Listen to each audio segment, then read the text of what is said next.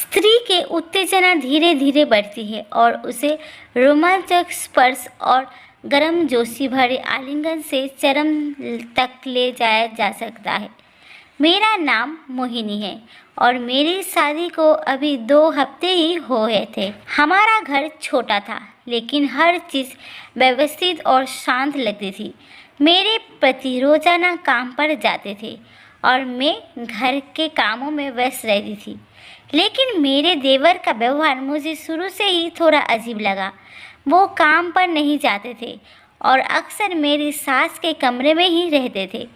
शुरुआत में मैंने इन बातों पर ध्यान नहीं दिया, लेकिन रात के समय सास के कमरे से आने वाली चीखने और रोने की आवाज़ ने मेरा ध्यान खींचा।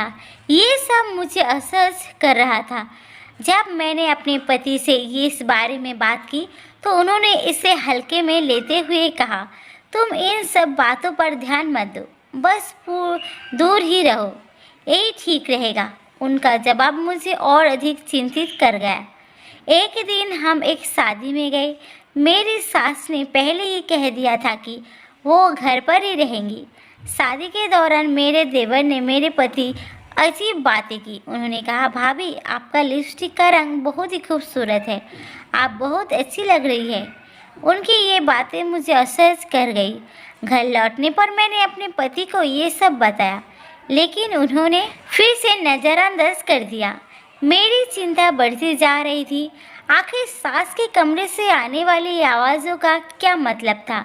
मैंने सच्चाई जानने के लिए उसके कमरे में एक छिपा हुआ कैमरा लगाने का फैसला किया।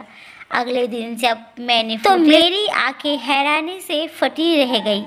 जो कुछ मैंने देखा वो मेरी कल्पना से भी परे थे।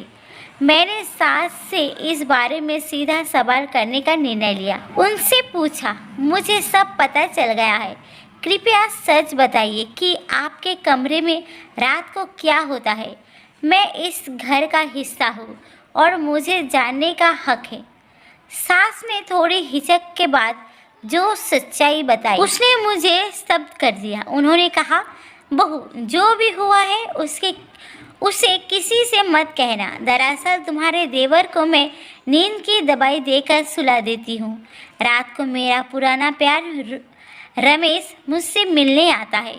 मैं चौंक गई। सास ने आगे बताया, रमेश मेरे जवानी के दिनों का प्यार है, मैं उसे नहीं छोड़ सकती। वो मुझसे बहुत प्यार करता है और मुझे खुशी देता है। उसके पास सब कुछ है और हम एक दूसरे के बिना नहीं रह सकते।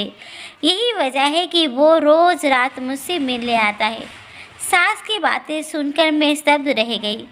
उनके और रमेश के इस रिश्ते ने घर की शांति को गहराई से प्रभावित किया था। मैं सोचने लगी कि इस स्थिति को कैसे संभाला जाए ताकि ये बात किसी और तक ना पहुँचे और परिवार पर इसका नकारात्मक प्रभाव ना पड़े। अब मुझे तय करना था कि इस कठिन परिस्थिति में मैं कौन सा कदम उठाऊं, सच को सबके सामने लाना या इसे वही छोड़कर परिवार की शांति बनाए रखने की कोशिश करना।